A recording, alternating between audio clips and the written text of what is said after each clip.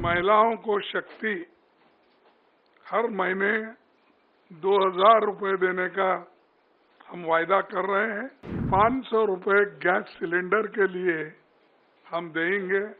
विधवा पेंशन को 6000 रुपये और ओपीसी जो भी स्कीम है, जो भी योजना है उसके तहत मिलेगा। भर्ती विधान के तहत 2 लाख पक्की नौकरी युवाओं को हम देंगे। मैं सिर्फ इतना कहूंगा कि हमारे 7 पॉइंट जो है, वायदे जो है, इसको हम खासकर 7 वर्ग में इसका बंटवारा किया है। एक तो महिलाओं को शक्ति हर महीने 2000 रुपये देने का हम वायदा कर रहे हैं और 2000 रुपये देकर हम रहेंगे हमारी सरकार आने के बाद। 500 रुपये गैस सिलेंडर के लिए हम देंगे और मोदी जी की सरकार बढ़ाते जाती है, लेकिन हम उसको घटाते जाएंगे। दूसरा है सामाजिक सुरक्षा को बल, जैसा कि बुढ़ापा पेंशन है, दिव्यांग पेंशन है, विधवा पेंशन है और ओल्ड पेंशन स्कीम। ये इसको हम पूरा अनुष्ठान में लाएंगे, उसको इम्प्लीमेंट करेंगे। और जिसका आंकड़े उन्होंने बताया कि बुढ़ापा पेंशन 6000 रुपये और दिव्यांग को 6000 रुपये, विधवा पेंशन को 6000 रुपये और ओपीसी जो भी स्कीम है, जो भी योजना है उसके तहत मिलेगा। और तीसरा वायदा है युवाओं को सुरक्षित भविष्य। भर्ती विधान के तहत 2 लाख पक्की नौकरी युवाओं को हम देंगे, क्योंकि इतने सरकारी नौकरियां खाली है, वो कोई सरकार भर्ती नहीं कर रही। देश में हमने इससे पहले भी कहा कि सिर्फ सेंट्रल गवर्नमेंट में कम से कम 30-35 लाख वैकेंसीज है, सेंट्रल गवर्नमेंट भर रही नहीं। और हर स्टेट में जितने सरकारी नौकरीज हैं वो भर्ती इसलिए नहीं कर रहे हैं कि केंद्र सरकार के पास तनख्वाह देने के लिए पैसा नहीं है। और ये जो युवाओं को हम ये नौकरी का वायदा कर रहे हैं, इसको हम निभाएंगे। हर परिवार को खुशहाली के तरफ जाने के लिए 300 यूनिट की फ्री बिजली, ठीक है ना?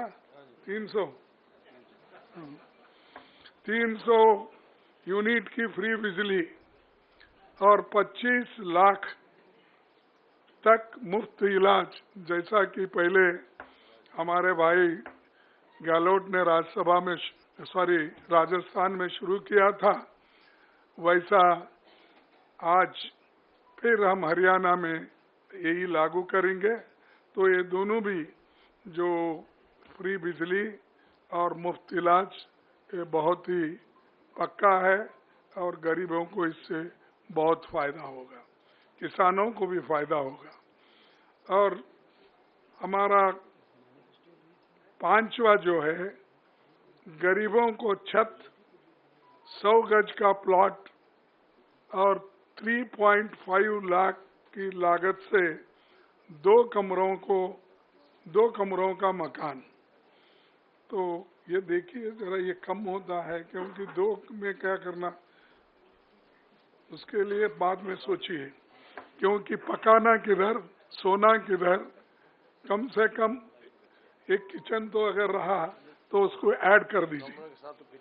हाँ, तो न फिर ठीक है, लेकिन देखिए, मैं अब तो फिर वायदा नहीं करता, क्योंकि आप अपने बजट को देखकर ये वायदे किए हैं। तो इसीलिए जब आपकी हालत सुधरेगी तो उस पर विचार कीजिए। फिर किसानों को समृद्धि, ये तो आप सभी को मालूम है, हम भी लड़ रहे हैं। राहुल गांधी जी भी एमएसपी के लिए बहुत लड़े, अभी भी लड़ रहे हैं। उसके अलावा एमएसपी की जो कानूनी गारंटी है, उसके लिए हम पार्लियामेंट में इलेक्शन में भी ये वायदा किया था। हमारे हरियाणा कांग्रेस कमेटी के आज के नेता लोग भी इस हरियाणा कांग्रेस का संकल्प पत्र में भी ये लिखा गया है, तो इस एमएसपी गारंटी का भी वो काम करेंगे। आखिरी में पिछड़ों को अधिकार, जातिगत सर्वे का, जातिगत जनगणना करने का बात हम ये पार्लियामेंट में भी उठाए थे और पार्लियामेंट के चुनाव में भी हमने इसका प्रचार किया।